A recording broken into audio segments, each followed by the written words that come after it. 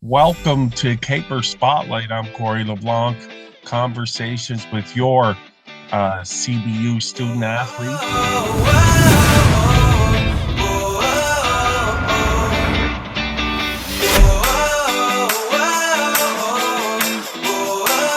We're joined today by Wilton of Caper Women's Soccer. Hi, Allie. Hi, how are you? Good. And in the spirit of full disclosure, this is the second time Allie and I have done this, and she was my first Zoom person.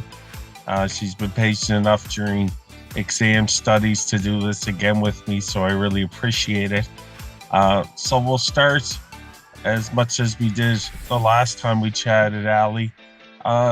Soccer, of course, became your sport of choice, so to speak. So where did it all begin for you in the game? I remember initially when I was very young, I wasn't playing soccer. I was mostly gymnastics and dance, stuff like that. And then one of my closest friends, one of her parents told my parents they should get me into soccer. So that's where it all began. My mom took her word for it. And as soon as I started, I loved it. Obviously, there was a lot of way for me to go. I wasn't as good starting, but that was my beginning. And I've loved it ever since. How old would you have been when you started? I'd say like 5 or 6. It was pretty Okay, young. so you were still young, Yes. tidbits and stuff. Mhm. What was it that drew you to the game? You say you loved it right off the bat. Yeah, I think the biggest thing for me was it's kind of a basic answer, but the people were awesome. I really love all my teammates that I've had throughout the years. But on the actual sports side of things, I love the idea of just running around. We always had such big fields, and I feel like I always got my energy out. It was a lot of fun, and it was definitely a way for me to express myself, like physically and stuff like that. So it was really nice. So then you play minor soccer growing up, and then what sort of progression into club play? You're from the Bedford area, so where would you have kind of started to kick the ball around? Yeah, so I grew up in Halifax, so I played for Halifax City, and then we moved to Bedford, and I ended up playing for Halifax County, which is the club that I'm still with now. So I'd play with them, and then also I played for the provincial team and for Rex. And once you get into those like regional level programs, you kind of just make your way up. So I was just going throughout those programs for the majority of my youth. I want to go back to you mentioned the dance and the gymnastics when you were younger, although you were still young. How do you think those other experiences, and did you play other sports that helped you in your soccer game? I actually think so, yeah. The dance and gymnastics, that was very, very low level. So maybe I could contribute some balance to it or something. But I did play other sports. I did track and field in middle school, and I also played basketball a little bit. So I think the track and field, obviously the running aspect, and basketball, I think was really fun for me because it worked a lot on my vision and awareness. And that's a huge part of me being a player now. So I think it's cool seeing all the different aspects in different sports and how they come in to help you as a player. So when did you start thinking, I don't know if it's a conscious thing, but hey, I'm pretty good at this. I could go places, so to speak, in the sport. I'd say it was probably late middle school because when I was growing up, I wasn't a very talented player. I was on the lower leagues of things, and then I slowly just made my way up and getting recognition from provincial coaches, more playing time. And then actually in grade 10, when you start getting recognition from university coaches, that's when you're like, oh, geez. But I definitely say middle school was when I first started noticing when I made my first provincial team and was getting recognition on those levels. So talk a little bit about your game, and I know it's sometimes tough for an athlete to describe what they do well, but what do you bring to the pitch for the Capers, do you think? I'd say a huge part of my play would be my vision. And I think also just my ability to play balls and to kind of set the tone.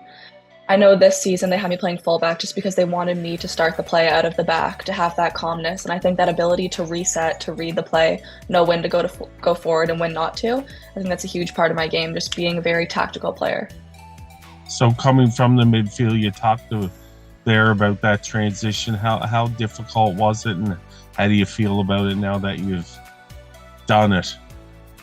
Yeah, it's crazy for me to think now that I'm very comfortable in the position because as soon as my coaches told me that I'd be playing fullback, it was definitely a shock, and I was like, "Are you guys sure right now?" But It wasn't as hard as I expected. It was really, really helpful because the other three defenders in the back line, along with my keeper Ellie, were super helpful. And I remember in the first few games, I would always tell them, just yell at me, do whatever you need to do. Like, I'm just here to work with you guys. And they were so helpful. They would give me so much direction. Along with the coaches at training, they would give me extra training just to know my positioning and all of that. And it is very different positionally on the field than midfield, evidently. But at the end of the day, I was just using my same skill set, my technicality and vision, all of that. So it wasn't that big of a change, but I actually had a lot of fun. You're winding down your high school days, and of course, university.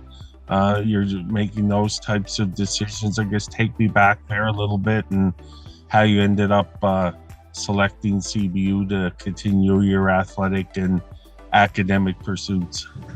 Yeah, so I remember probably grade 10 is when coaches started reaching out a lot.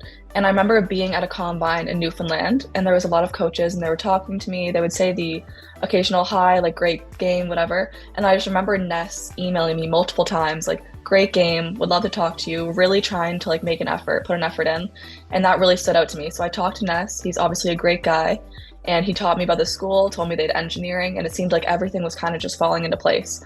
And for the next couple of years, it was a hard decision. There was a lot of like factors on the table, but I did just ended up choosing CBU for a bunch of reasons. Their school, the team spirit, that was a big thing for me. I remember visiting the team at a SMU game a couple years ago, or a few years before I graduated, and they were so kind to me, so welcoming. And right away I was like, I want to be a part of this environment, and it shows being here. It's the exact same as I would have imagined.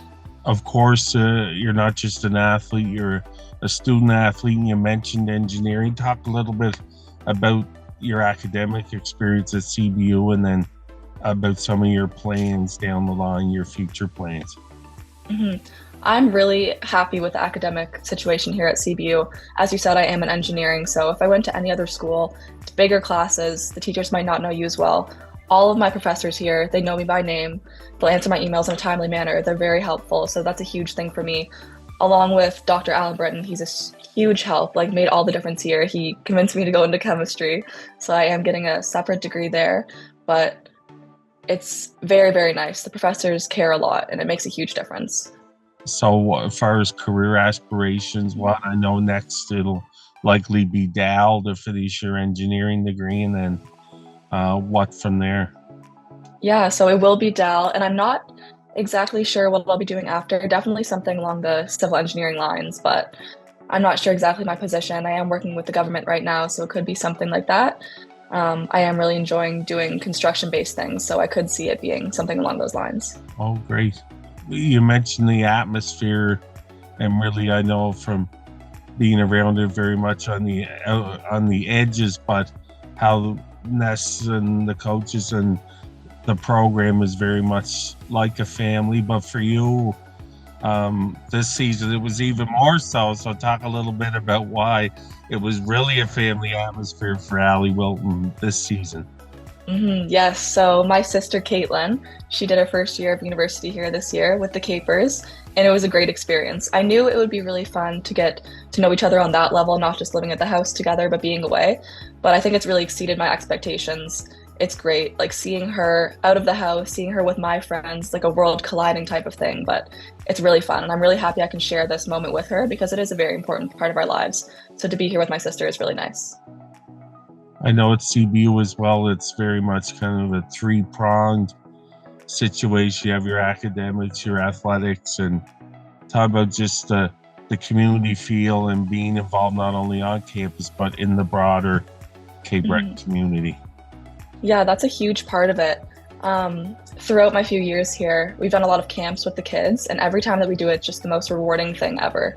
They're so grateful to be there. They're so excited to meet us. Even if you see them outside of the camp, at the grocery store, just at a game or something, they'll remember you, they'll come up to you. And it's a great feeling. And just especially putting myself in those shoes, remembering when I was that kid, to be able to give back to them and know the feeling that we're instilling in them, it's awesome. I know the engineering is in your future, but when we talked before, I asked you this as well, and I've asked all the others I've been able to chat with about put on your CBU recruiter hat, your CBU, that's your job for the day, and you're out and you're meeting prospective students, and not only student athletes, but anyone kind of exploring their university options. What would your pitch be to them about CBU will be a great place for you to be? I would just say if you want to be a part of something greater than yourself, you want to meet people from all over the world, all different backgrounds, and just really be able to educate yourself on that level and make new friends that you'll have for a lifetime, this is definitely the place for you. And I can vouch personally, I made the right decision and I'm having the best time here. So I think anyone else who made the decision would feel that way as well. Okay, great. Hard to top that. Was there anything else you wanted to mention? I don't think so. Just thank you for having me. Yeah, times two. And this time the record button's on, so I don't want to screw things up, but I think we're safe. So thanks so much, and best of luck with exams and your spring and summer and everything leading up. And of course, we'll see you back in the fall on the pitch. And I know the program will be shooting for another AUS championship. So we'll see you along the way as that unfolds in a couple of months. Thanks so much, Ali, for joining us. Thank you so much. See you. That was Ali Wilton of the Cape Breton University CAPERS Women's Soccer Program, our latest CAPERS Spotlight conversations with CBU student athletes. Thank you so much for watching.